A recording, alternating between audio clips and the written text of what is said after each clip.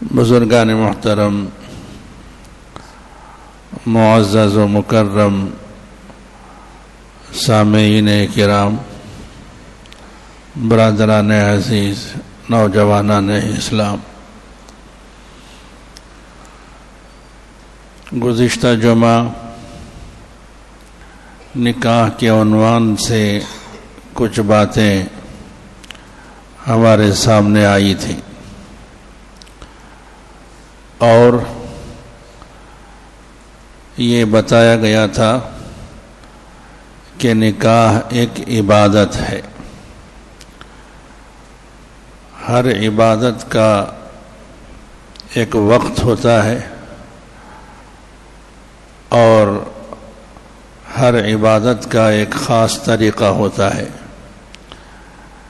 جب اس کے وقت پر اور اس کے خاص طریقے کے مطابق اگر عبادت کو انجام دیا جائے تو عبادت ہوتی ہے اور وہ اجر و ثواب کا باعث بنتی ہے۔ چنانچہ عرض کیا گیا تھا کہ نکاح کا بھی ایک وقت ہے اور نکاح کرنے کا بھی ایک خاص طریقہ ہے جو رسول اللہ صلی اللہ علیہ وسلم نے اپنے احادیث میں بھی فرمایا ہے اور عمل کر کے بھی بتایا ہے۔ لیکن ہمارے سماج میں اور معاشرے میں نکاح کے سلسلے میں اور اس کو انجام دینے کے سلسلے میں کچھ کوتاہیاں برتی جاتی ہیں اور وہ بھی ایسی باتوں کو بنیاد بنا کر جو در حقیقت نکاح کی تاخیر کے لیے سبب نہیں بن سکتی۔ جو باتیں نکاح کی تاخیر کے لیے ہم سبب کے طور پر سمجھتے ہیں وہ در حقیقت نکاح کی تاخیر کے لیے وجہ بنتی ہی نہیں ہے، لیکن ہم نے اپنے سماج اور معاشرے میں رہ کر بعض باتوں کو ہم نے ضروری سمجھ لیا ہے کہ جب تک ان چیزوں کا لحاظ نہ کیا جائے گا اس وقت تک نکاح کا فریضہ انجام نہیں دیا جائے گا۔ چنانچہ گزشتہ جمعہ عرض کیا گیا تھا کہ نکاح کے سلسلے میں تاخیر کی ایک وجہ یہ بھی ہوتی ہے کہ ہم اپنی برادری اور اپنا خاندان اس کو ہم تلاش کرتے ہیں اور اس کو اتنی اہمیت دیتے ہیں کہ جب تک ہماری برادری کا اور ہمارے خاندان کا اور ہمارے قبیلے کا کوئی فرد نہیں مل جاتا اس وقت تک ہم نکاح نہیں کریں گے، جب کہ اچھے رشتے، نیک اور صالح نوجوانوں کے رشتے آ جاتے ہیں، محض اس وجہ سے ان رشتوں کو ٹھکرا دیتے ہیں کہ یہ ہماری برادری کا نہیں ہے، یہ ہمارے خاندان قبیلے کا نہیں ہے، اور اس کی وجہ سے اچھے رشتے تو چھوٹ جاتے ہیں اور نتیجے میں بچیوں کی عمریں بڑھتی چلی جاتی ہیں۔ جب بڑی ہو جاتی ہیں اور عمر جب بڑی ہو جاتی ہے تو پھر چار و ناچار اپنی برادری اور اپنے قبیلے اور خاندان کو دیکھ کر کسی ایسے لڑکے سے نکاح کر دیتے ہیں جو پہلے آئے ہوئے رشتے کے مقابلے میں بہت ادنا درجے کا ہوتا ہے اور معمولی قسم کا ہوتا ہے۔ بسا اوقات بیکار قسم کے لڑکوں سے بھی کر دیتے ہیں، محض اس وجہ سے ہم نے یہ قدم اٹھایا کہ یہ ہماری برادری اور ہمارے خاندان کا معاملہ ہے۔ عزیزان گرامی، تو ایک وجہ نکاح میں تاخیر کی برادری کا مسئلہ ہے، اور دوسرا مسئلہ ہے جو عام طور پر نکاح کی تاخیر کے لیے سبب بنتا ہے وہ ہے تعلیم کا مسئلہ. حالانکہ تعلیم نکاح کے سلسلے میں رکاوٹ نہیں بننی چاہیے. کتنے ہی ایسے واقعات ہیں کہ نکاح کرنے کے بعد بھی تعلیم رکھی جا سکتی ہے, تعلیم جاری رکھی جا سکتی ہے, لیکن تعلیم کو بھی بنیاد بنایا جاتا ہے اور نتیجہ یہ ہوتا ہے کہ بچیوں کی عمریں اور بچوں کی عمریں, لڑکیوں کی عمریں اور لڑکوں کی عمریں, دونوں عمریں بڑی ہو جاتی ہیں, اور لڑکیاں تعلیم اور ڈگریاں حاصل کرنے اور ان کو مکمل کرنے کے لیے جو تعلیم جاری رکھتی ہیں تو ان کی عمریں زیادہ ہو جاتی ہیں. بعض اوقات ان کی عمریں 22, 23, 25 سال تک بھی چلی جاتی ہیں.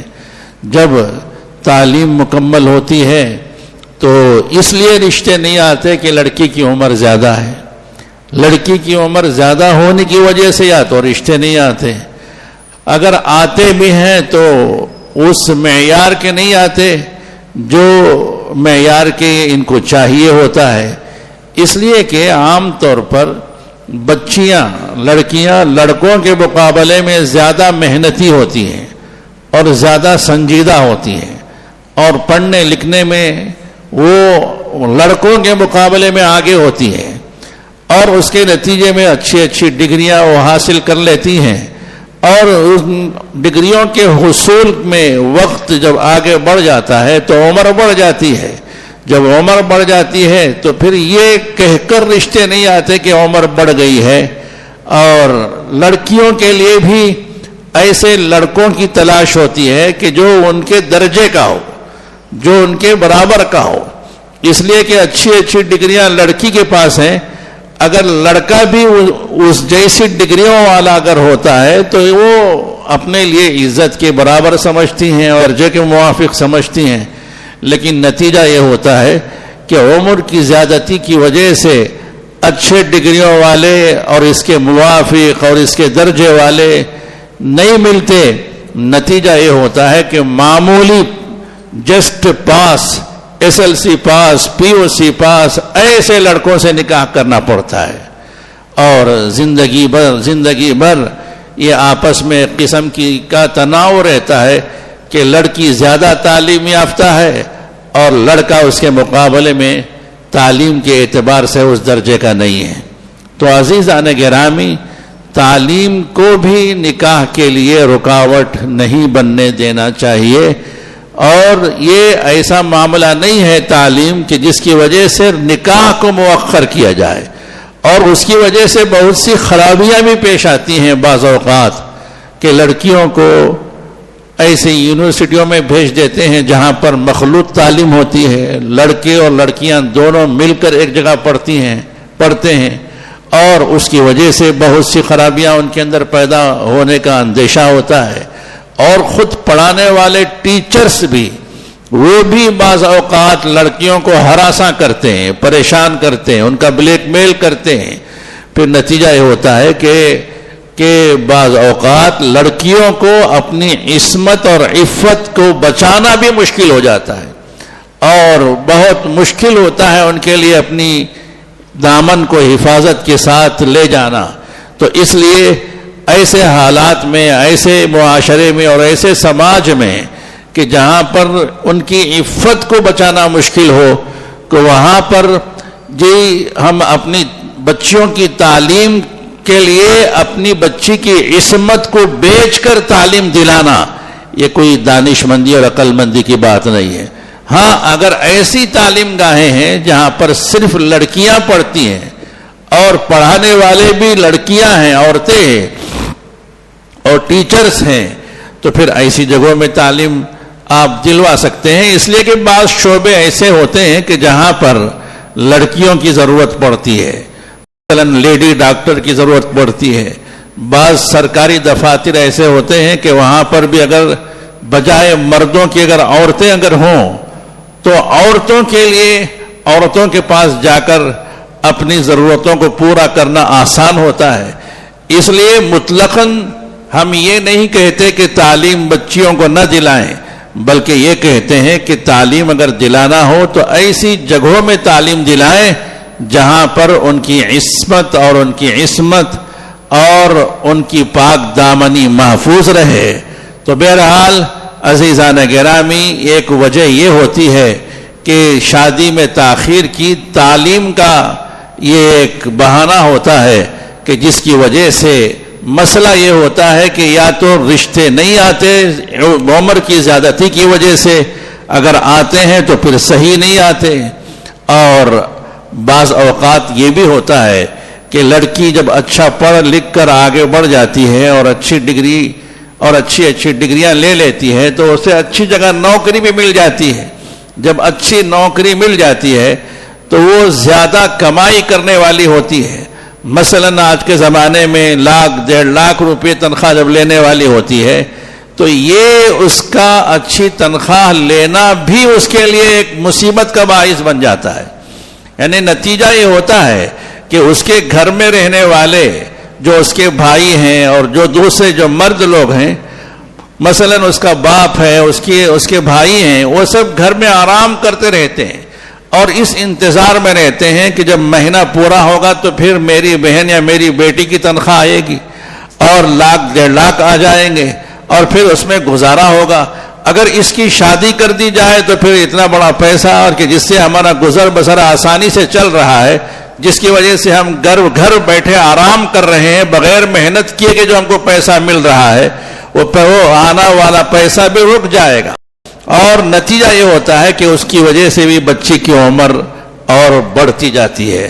تو بہرحال عزیزان گرامی، تعلیم کو اگر ہم ایک سبب بنائیں گے تاخیر کا، نکاح کی تاخیر کا، تو پھر یہ سب خرابیاں پیدا ہوتی ہیں. اس لیے تعلیم کو بھی نکاح کے سلسلے میں حائل ہونے نہیں دینا چاہیے. اور تیسری وجہ عام طور پر نکاح کے سلسلے میں تاخیر کی وجہ یہ ہوتی ہے کہ ہم یہ سوچتے ہیں کہ لڑکا ابھی روزگار والا نہیں بنا ہے، ابھی کمانے والا نہیں بنا ہے، اور ابھی اس کے پاس الگ سے مکان نہیں ہے، الگ سے اس کی کوئی تجارت نہیں ہے، الگ سے اس کی کوئی ملازمت نہیں ہے، الگ سے اس کے پاس بینک بیلنس نہیں ہے، الگ سے پیسہ اس کے پاس نہیں ہے. تو پھر ہم کیسے نکاح کریں؟ پھر اس انتظار میں کہ اس کا کاروبار سیٹ ہو جائے، اور کاروبار سیٹ ہو جائے تو پھر اچھا ترقی کر جائے اور کاروبار میں آگے بڑھ جائے اور خوب پیسہ اور مال و دولت صبح شام اس کو ملنے لگے، پھر اس کے بعد ہم نکاح کریں گے. پھر نتیجہ یہ ہوتا ہے کہ اس کی وجہ سے لڑکوں کی عمریں بھی بڑھتی چلی جاتی ہیں. عزیزان گرامی، یہ روزگار کا انتظار کرنا اور ملازمت کا اور اس کے پاس مکان کا علیحدہ ہونا اور اس کی وجہ سے انتظار کر کے نکاح کو مؤخر کرنا، یہ بھی کوئی دانش مندی کی بات نہیں. اس لیے کہ بعض اوقات ایسے ہوتے ہیں کہ لڑکوں کے لیے نکاح کرنا فرض ہو جاتا ہے، ضروری اور لازمی ہو جاتا ہے. اگر نکاح نہیں کرتے ہیں تو پھر گناہوں میں مبتلا ہونے کا اندیشہ ہوتا ہے. اس لیے جلدی سے نکاح کرنا یہ بہت بڑے خیر کا باعث بنتا ہے. اور یہ بھی بتایا گیا، اللہ تبارک و تعالی نے کلام پاک میں ارشاد فرمایا، ان یکونوا فقراء یغنیہم اللہ من فضلہ، اگر یہ بے نکاح لوگ، اگر یہ نوجوان لڑکے اگر یہ غریب ہیں، محتاج ہیں، فقیر ہیں، تو یغنیہم اللہ من فضلہ، اللہ تعالیٰ اپنے فضل سے نکاح کی بدولت ان کو مالدار بنا دے گا. تو نکاح جو ہے یہ نکاح کی برکت سے شوہر اور دلہا کے ہاتھ میں اللہ تعالیٰ رزق عطا فرماتے ہیں اور رزق کی فراوانی دیتے ہیں. اس لیے یہ سوچنا کہ نکاح سے پہلے روزگار لگ جائے، کاروبار لگ جائے اور اس کے انتظار میں اس کی عمر کو اور آگے بڑھتے دیتے رہنا، عزیزان گرامی، یہ کوئی عقل مندی کی بات نہیں ہے. رسول اللہ صلی اللہ علیہ وسلم کی خدمت میں ایک خاتون آئی اور کہنے لگی، انی احب نفسی لک یا رسول اللہ صلی اللہ علیہ وسلم، اے اللہ کے رسول، میں نے اپنے آپ کو آپ کے لیے ہبہ کیا ہے. یعنی اس زمانے میں رسول اللہ صلی اللہ علیہ وسلم کی زوجہ مطہرہ کا بن جانا یہ بہت بڑی فضیلت کا باعث ہے، اور ام المؤمنین کہلائیں گی اور آپ صلی اللہ علیہ وسلم کی حرم میں داخل ہو جائیں گی. اس لیے ہر ایک خاتون کے دل میں خواہش ہوتی تھی کہ کسی طرح میں آپ صلی اللہ علیہ وسلم کی زوجیت میں داخل ہو جاؤں. چنانچہ ایک خاتون اسی جذبے کے تحت آپ صلی اللہ علیہ وسلم کی خدمت میں آئی اور کہنے لگی کہ اے اللہ کے رسول، میں اپنے آپ کو آپ کے حوالے کرتی ہوں، یعنی آپ کے حوالے کرنا چاہتی ہوں کہ آپ مجھ سے نکاح فرما لیں. آپ صلی اللہ علیہ وسلم نے کچھ جواب نہیں دیا. تھوڑی دیر گزر گئی، وہ عورت اسی طرح کھڑی رہی. یعنی آپ صلی اللہ علیہ وسلم کو اس وقت اس لڑکی سے نکاح کرنے کا ارادہ نہیں تھا، اس لیے آپ نے خاموشی اختیار فرمائی.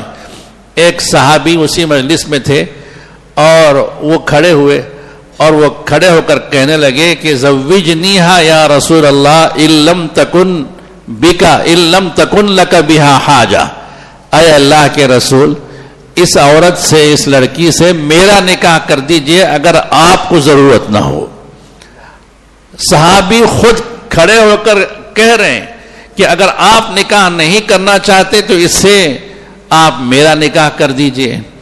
آپ صلی اللہ علیہ وسلم نے فرمایا کیا تمہارے پاس کچھ ہے کہ نکاح کرنے کا ارادہ رکھتے ہو، کہ مہر دینے کے لیے کہ تمہارے پاس کچھ ہے کیا؟ تو انہوں نے کہا کہ کچھ نہیں. آپ صلی اللہ علیہ وسلم نے فرمایا کہ جاؤ تلاش کرو. چنانچہ وہ گئے، واپس آئے اور کہا کہ اے اللہ کے رسول کچھ بھی نہیں ہے. آپ نے فرمایا تھا کہ اگر لوہے کی اگر انگوٹھی ہو تو وہی لاؤ. وہ آ کر کہنے لگے کہ اے اللہ کے رسول کچھ بھی نہیں ہے، لوہے کی انگوٹھی بھی نہیں ہے.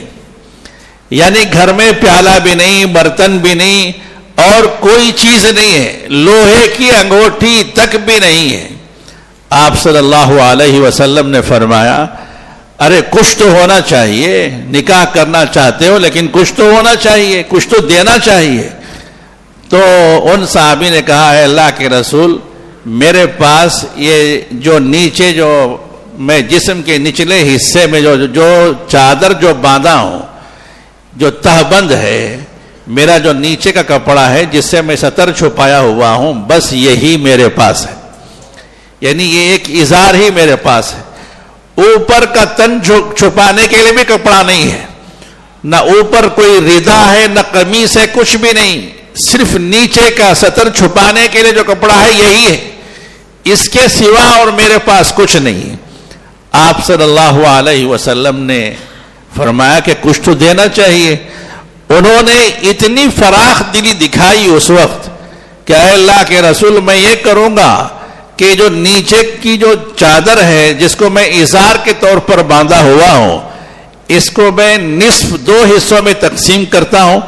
ایک حصہ میں باندھ لوں گا، ایک حصہ اس عورت کو دے دوں گا. آپ صلی اللہ علیہ وسلم نے فرمایا کہ اس سے تو کچھ ہوگا نہیں، کہ نہ تمہارا سطر مکمل طور پر چھپے گا نہ ان کا سطر چھپے گا، اس لیے اس کو دینے کی ضرورت نہیں. اچھا کچھ قرآن یاد ہے آپ کو؟ تو صحابی نے فوراً کہا کہ ہاں مجھے بہت سی صورتیں یاد ہیں، سورۃ قضا و سورۃ قضا و سورۃ قضا. وہ اپنی انگلیوں پر گن کر کہنے لگے کہ اے اللہ کے رسول، مجھے فلاں صورت بھی یاد ہے، فلاں صورت بھی یاد ہے، فلاں صورت بھی یاد ہے. تو آپ صلی اللہ علیہ وسلم نے فرمایا کہ ملکتکھا بما معک من القرآن. اچھا جاؤ، جو قرآن جو تم کو یاد ہے اس کی وجہ سے میں نے تم سے ان کا نکاح کر دیا. یعنی قرآن کی بدولت، قرآن کی وجہ سے میں نے نکاح کر دیا. عزیزان گرامی، نہ ان کے پاس کچھ دھن دولت دیکھی آپ صلی اللہ علیہ وسلم نے، نہ ان کے پاس مال و متاع دیکھا، نہ ان کے پاس اور کچھ دیکھا، کچھ بھی نہیں ہے. آپ صلی اللہ علیہ وسلم نے نکاح فرما دیا. تو معلوم یہ ہوا کہ نکاح کے لیے روزگار کا انتظار کرنا اور ملازمت کا انتظار کرنا اور اس کا انتظار کرنا کہ اس کے لیے الگ سے گھر کا انتظام ہو جائے، سہولت ہو جائے، اگر ہے الحمدللہ کسی کے پاس تو ٹھیک ہے. لیکن اس کو بنیاد بنا کر نکاح کے لیے مؤخر کرنا، نکاح کو تاخیر کرنا، یہ صحیح بات نہیں ہے۔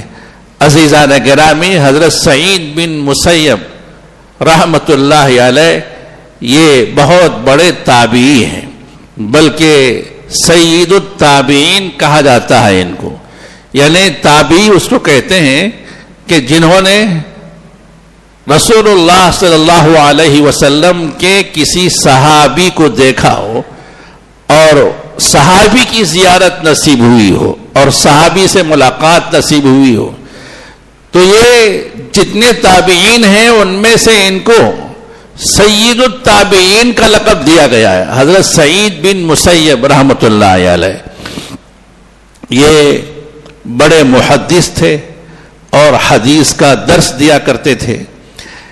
ان کے درس میں ایک شاگرد روزانہ پابندی سے آتے تھے اور درس میں بیٹھتے تھے، سبق میں بیٹھتے تھے۔ 2-3 دن وہ نظر نہیں آئے، تو پھر 2-3 دن کے بعد جب وہ آئے تو حضرت سعید بن مسیب رحمت اللہ علیہ نے پوچھا کہ اچھا تم 2-3 دن سے ہمارے سبق میں نہیں آئے جبکہ پابندی سے آنے والے ہو، کیا ہوا تھا؟ تو انہوں نے کہا کہ حضرت میری بیوی کا انتقال ہو گیا تھا، اس کے کفن دفن وغیرہ کے سلسلے میں میں 2-3 دن مشغول رہا، میں نہیں آ سکتا۔ اچھا کرتے کیا ہو؟ تو انہوں نے کہا کہ میں ایک مسجد میں امام ہوں، امامت کرتا ہوں، اور میری زندگی اسی امامت ہی میں گزرتی ہے۔ مسجد کی طرف سے ایک کمرہ مجھے دیا گیا ہے، اسی کمرے میں میں اور میری بیوی رہا کرتے تھے، اور جب کبھی کچھ مل جاتا تھا تو وہ ایسی جنتی خاتون تھی تو وہ میرے ساتھ کچھ کھا لیتی تھی، اگر کچھ نہیں ملتا تھا تو میرے ساتھ وہ بھی صبر کر لیتی تھی، بڑی نیک خاتون تھی، اس کا انتقال ہو گیا۔ اچھا تو پھر کیا دوبارہ نکاح کرنے کا ارادہ ہے؟ تو انہوں نے کہا کہ جب میری یہ حالت ہے تو مجھے کون نکاح کرے گا؟ اور آج کا ماحول بھی ایسے ہی ہے، جب کوئی مسجد کا امام ہو یا مسجد کا مؤذن ہو یا مسجد کا کوئی خادم ہو تو لوگ ایسے لوگوں کو نکاح کرنے کی طرف متوجہ نہیں ہوتے اور رغبت نہیں کرتے۔ بعض ہوتے ہیں دیندار، وہ ان کی طرف متوجہ ہوتے ہیں، لیکن عام رجحان آج بھی نہیں ہے۔ تو انہوں نے وہی کہا کہ کون مجھے دے گا لڑکی؟ تو حضرت سعید بن مسیب رحمت اللہ علیہ نے فرمایا کہ اگر سعید بن مسیب کی لڑکی سے تمہارا نکاح ہو جائے تو پھر تم کیا کہو گے؟ تو انہوں نے کہا کہ یہ تو میرے لیے بہت بڑی خوش بختی کی بات ہوگی، جبکہ سعید بن مسیب رحمت اللہ علیہ جو محدث ہیں ان کی لڑکی اتنی ذی استعداد اور اتنی صلاحیت والی تھی کہ اس وقت کے حکمران نے اپنے بیٹے کے لیے رشتہ مانگا تھا۔ ولید بن عبد الملک اس زمانے میں حکمران تھا، خلیفہ تھا، تو اس نے اپنے بیٹے کے لیے حضرت سعید بن مسیب کی بیٹی سے رشتہ مانگا تھا، لیکن حضرت سعید بن مسیب رحمۃ اللہ علیہ نے انکار کر دیا تھا کہ میں نہیں دوں گا اپنی بچی کو۔ لیکن حضرت سعید بن مسیب نے اس لڑکے کی کیفیت جاننے کے بعد بھی فرمایا کہ اس سے تمہارا نکاح ہو جائے تو کیا کہو گے؟ کہا کہ ہمارے لیے بہت بڑی بات ہے، یہ بڑی بڑی خوش بختی کی بات ہوگی۔ چنانچہ چند شاگردوں کو جمع کیا اسی وقت اور نکاح پڑھا دیا۔ عزیزان گرامی، نکاح ہو گیا، وہ حسب معمول امامت کے لیے چلے گئے، عشاء کی نماز بھی انہوں نے امامت کر دی، پڑھا دی، گھر میں داخل ہو گئے اور کیواڑ دروازہ بند کر لیا۔ تھوڑی دیر کے بعد دروازے پر دستک ہوئی اور پوچھا اندر سے کون؟ تو بتایا کہ سعید۔ تو کہتے ہیں وہ شاگرد کہ میں نے میرے دوستوں کے سلسلے میں کہ جتنے سعید نام کے تھے سب کو میں نے اپنے ذہن میں لایا کہ کسی کی آواز تو ایسی نہیں ہے۔ پھر مجھے اچانک خیال آیا کہ شاید میرے استاذ ہیں، دروازہ کھولا تو واقعی استاذ تھے، اور پیچھے ان کے جوان العمر ان کی بیٹی کھڑی ہوئی تھی، اور کہا کہ دیکھو بیٹے، جب تمہارا نکاح میری بیٹی سے ہو چکا ہے تو مجھے اچھا نہیں لگا کہ تم الگ وقت گزارو یا الگ وقت گزارے، اس لیے میں نے اپنی بیٹی کو تمہارے حوالے، تمہاری امانت ہے، تمہارے حوالے کرنے کے لیے لے آیا۔ چنانچہ وہ اپنی بیٹی کو لا کر رخصت کیے، رخصت کر کے چلے گئے. رات گزری، صبح ہوئی تو یہ تیاری کرنے لگے. پوچھا بیوی نے کہ کہاں جا رہے ہیں؟ کہا کہ میں سعید بن مسیب کے درس میں جا رہا ہوں، وہ روزانہ ان کے یہاں حدیث پڑھا کرتا ہوں. تو بیوی نے جو حضرت سعید بن مسیب کی بیٹی انہوں نے کہا کہ اجلس معی، کہ میرے ساتھ بیٹھو، اعلم کا علم سعید، کہ میں خود سعید بن مسیب کا سارا علم میں خود تم کو پڑھاؤں گی. چنانچہ اس کے بعد ان کو حضرت سعید بن مسیب کی درس میں سبق میں جانے کی ضرورت نہیں پڑی.